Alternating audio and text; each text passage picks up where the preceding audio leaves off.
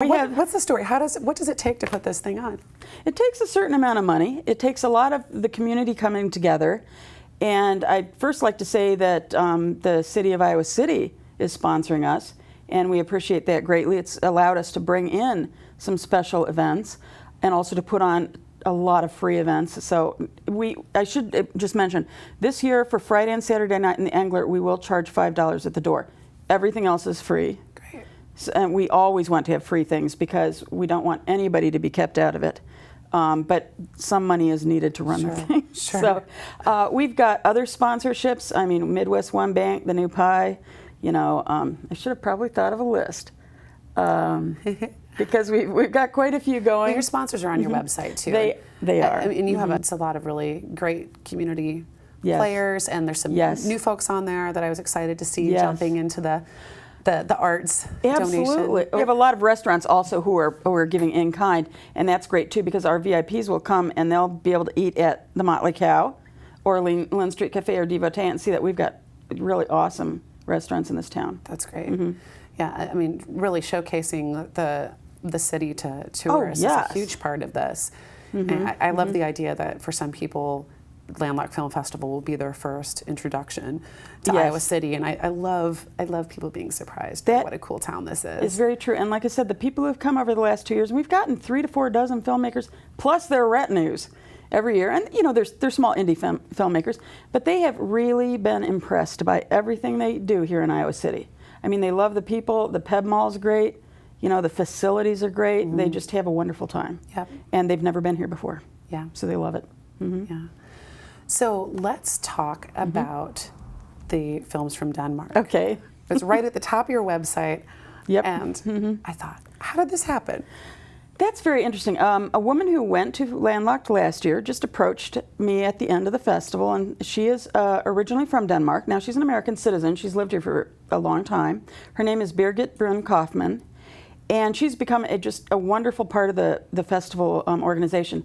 Now, one of the things she's interested in is, you know, Denmark has the Danish Film Institute. A lot of places in Europe really support their artists and help people to be filmmakers. So she said, what if we could get some films from Denmark? I said, do you think you can? And she contacted people, and when she recently was over there a few months ago, went and talked to them. There's a group called Beofilm, and certain groups provided some films. They said, here, what do you think of these films? And we watched them, we said, we'll show them. They're wonderful. We kind of like, last year we had a group of Spanish films. This year, you know, it's nice to have the Danish films. So do you think this will be sort of a yearly we hope thing so. where you try to showcase different nations? I think that would be wonderful if we can just establish more relationships with groups in other countries to bring some of their own best films over here. Wow, so it's a group of, looks like about 10, 15 films? Yeah, there's some of them are animation, which is from the Animation Workshop, which is actually a Danish place. And then there is one feature-length documentary called Squat 69, and the subtitle means 500 bomb-throwing anarchists or something.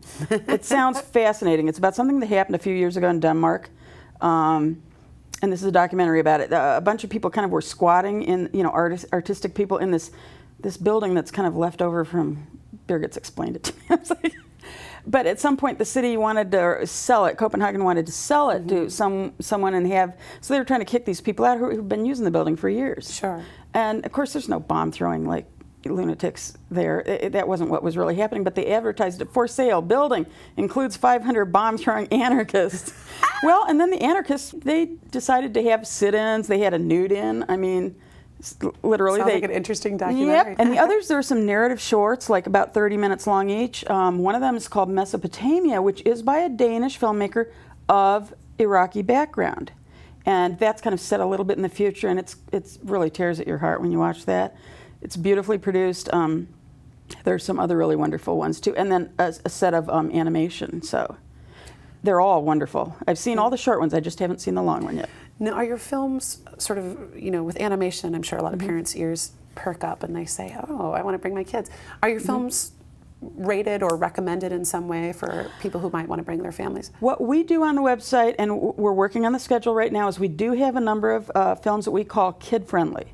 And by that means literally if you are under 10, you know. We'll have a set of films like that that parents can take their kids to and that parents can enjoy too. Yeah. And strangely, those Danish animations won't really be filling that out. I'd say 2 out of about 10 of them that I watched were okay for kids.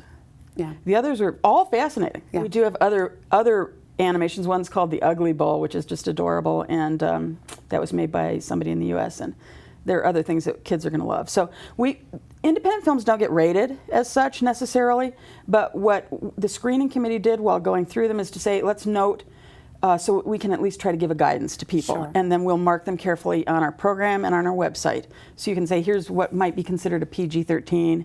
Here's something that's not for people under 17. Sure, sure. Just so people have a guideline of what to go to. Mm-hmm. That's excellent, because it's wonderful for people to be able to expose their kids Oh, to yeah. films. Yeah, I wish I'd seen this when I was a kid.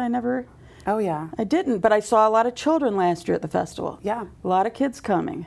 One thing we did learn, interestingly, is we had a half-hour film from Cambodia that we did play in the kid-friendly section, and then later somebody told me he'd taken his 5-year-old daughter, but sadly he had to constantly explain to her what they were saying because she can't read yet. So then we thought, okay, we learn every year. Yeah.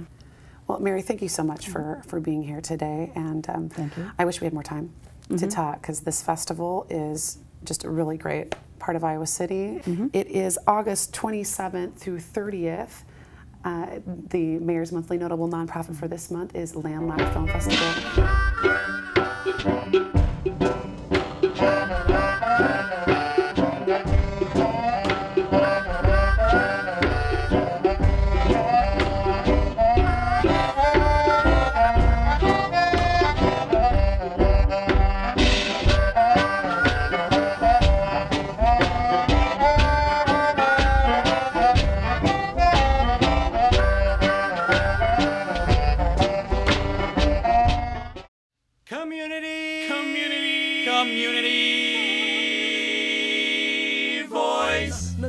I do what city is. I do what city is. I do what city is. I do what city is. Na na na na na na. I do what city is. I do what city is. I do what city is. I do what city.